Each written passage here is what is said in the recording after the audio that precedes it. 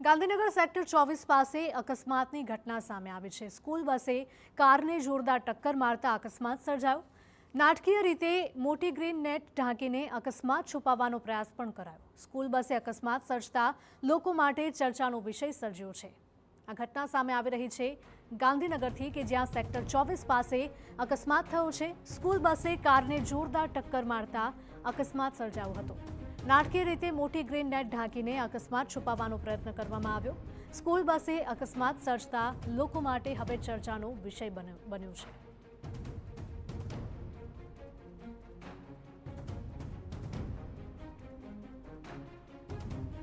તો આ ઘટના ગાંધીનગરના સેક્ટર 24 પાસેથી સામે આવી રહી છે કે જ્યાં સ્કૂલ બસે એક કારને ટક્કર મારી હતી અને અકસ્માત સર્જાયો હતો અને આ અકસ્માત છુપાવવા માટે ગ્રીન નેટ પણ ઢાંકી દેવાઈ હતી અને ક્યાંક ને ક્યાંક અકસ્માત છુપાવવાનો પ્રયત્ન કરવામાં આવ્યો છે।